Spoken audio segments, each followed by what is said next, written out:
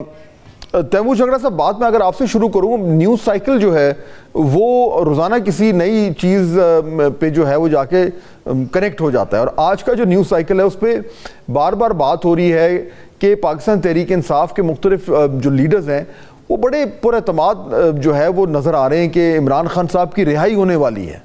और लतीफ़ खोसा साहब ने तो ये भी कह दिया कि जी आप डोनाल्ड ट्रंप जो है वो president of the United states बनने जा रहे हैं, तो उसके बाद तो खान साहब की रिहाई पक्की है। ये क्या कनेक्शन है तैमूर साहब? How do we explain this?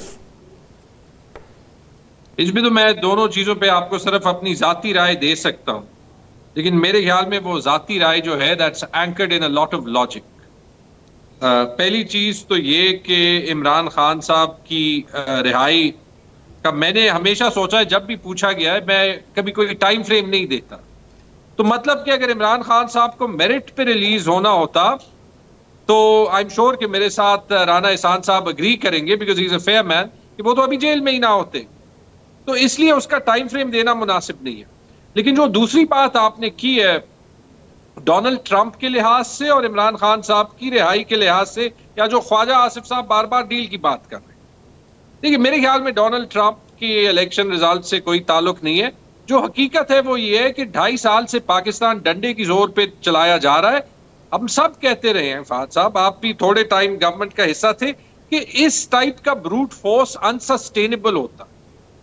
आप थोड़े टाइम के लिए कर सकते हैं, वो प्रेशर अभी जो है वो टेल कर रहा है, इसके बावजूद कि पाकिस्तान तहरीक इंसाफ गलतियां कर रही। मैं मानता हूं हमारी इंटरनल इन फाइटिंग जो है वो सामने आती है अब, लेकिन प्रेशर वो गवर्नमेंट पे है, क्योंकि हर रोज कानून तो जो है वो हुकूमत तोड़ रही है ना। ईमान मजारी को टेररिस्ट तो हुकूमत करार दे रही है ना।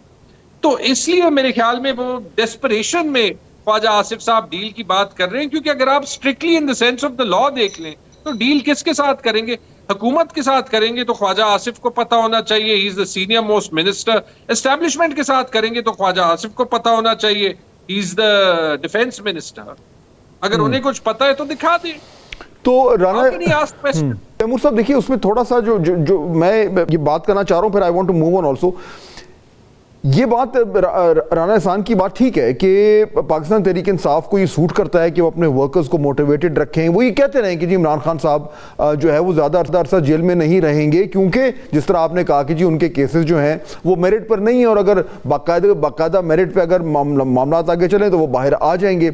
लेकिन इस वक्त एक्चुअली उस तरह की डील भी नज़र नहीं आ रही, ये मेरा तज्जिया है, और ना ही मुझे नज़र आ रहा है कि उस तरीके से कोई जिस तरीके से अदालती मामला चल रहे हैं कि वो बाहर आने के करीब हैं। लेकिन उसके साथ साथ जब आपकी जमात के लोग खुद ये कहना शुरू कर देते हैं कि जी बस आने वाले हैं, और लतीफ़ खोसा साहब you may not agree with him, you not agreeing with him, उन्होंने तो कह दिया कि जी जब डोनाल्ड ट्रंप आएंगे तो खान साहब बाहर आ जाएंगे। बहरहाल रिगार्डलेस द फैक्ट इज कि जो कॉन्ट्रडिक्शन आ रही है आपकी जमात के अंदर, इससे वो जो एक बेसिक मैसेजिंग है खान साहब के हवाले से, उनकी रिलीज के हवाले से, कंफ्यूजन नहीं फैलता फिर जो सपोर्टर्स हैं पार्टी के उनके हवाले से? यार एक मुल्क की गवर्नेंस स्टेट ऑफ एनार्की में हो, पाकिस्तान नॉर्थ कोरिया बन जाए तो कंफ्यूजन तो कुछ ना कुछ जो है वो होगी। वो कंफ्यूजन तो दोनों तरफों पे है। हमें ये नहीं पता होता कि कोर्ट ऑर्डर आएगा, वो कोर्ट ऑर्डर फॉलो होगा या नहीं। अगर मैं ऑनेस्टली बताऊं, मेरे ख्याल में it's the government that's desperate कि इमरान खान किसी डील के तहत निकले। अगर इमरान खान डील माने आज वो दे दे, क्योंकि उन्हें पता है कि इमरान खान इंशाल्लाह जिस दिन मेरिट पे निकलेंगे, इनकी सियासत नहीं रहेगी, पाकिस्तान का स्टेटस को नहीं रहेगा। क्योंकि ये मैं आपको कह दूं कि पीटीआई का जो नजरियाती वर्कर है ना वो डील एक्सेप्ट करेगा, पीटीआई का जो सपोर्टर है और पाकिस्तान का जो आम सिटीजन है जिनके घरों में ये बार बार घुसे एंड अक्रॉस पंजाब सबसे ज्यादा, वो नहीं एक्सेप्ट करेगा। उसको, मुझे, सबको एक पाकिस्तान चाहिए जो आईन के तहत चले, जिसमें आईन एक ऐसे कागज ना हो कि अच्छा इस हफ्ते जो है वो 26वीं कर दी, ओहो अभी तो बेंच में याया को भी होना पड़ेगा तो 27वीं करते हैं, ओहो 27 में जो है वो मौलाना फजल रहमान ये नहीं माना तो 28वीं करनी पड़ेगी। अब प्रैक्टिस एंड प्रोसीजर दोबारा, अब जो है वो जजेस ज्यादा करते हैं।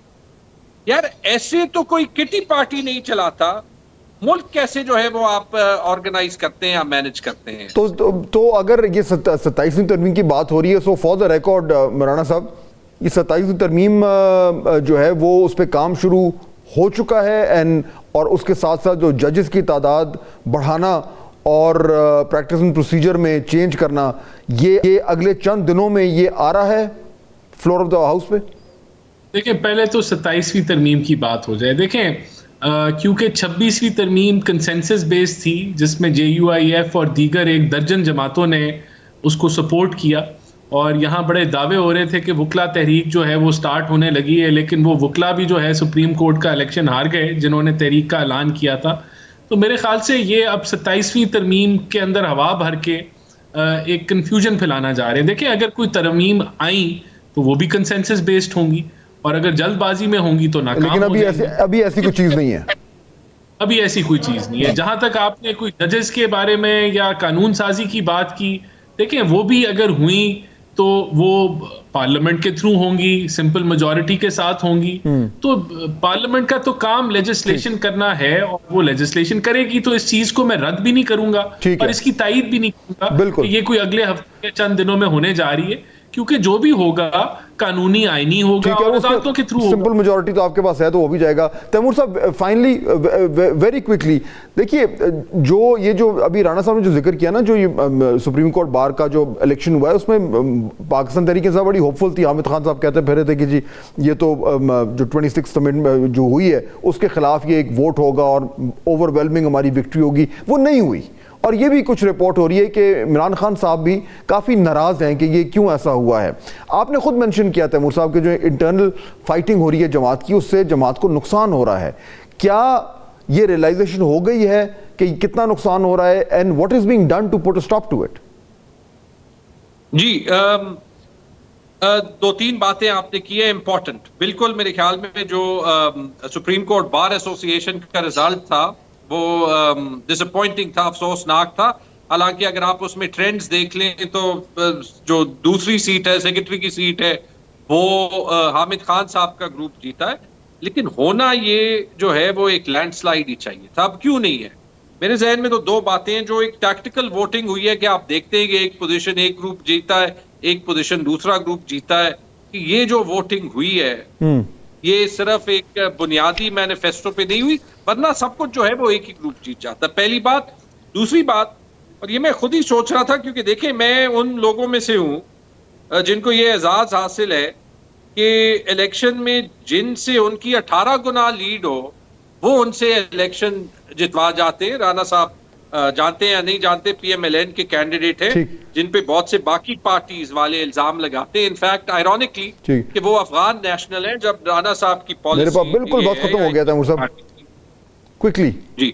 तो मैं सिर्फ ये कह रहा था कि इसमें जो है वो कंसेंसस की बात करना, अगर आप कंसेंसस को ये डिफाइन कर लें कि उसमें BNP के सेनेटर्स को अगवा करके जबरदस्ती लाना, तो फिर कंसेंसस से 27वीं तरमीम भी जो है वो इस तरीके से हो सकती है, वरना नहीं।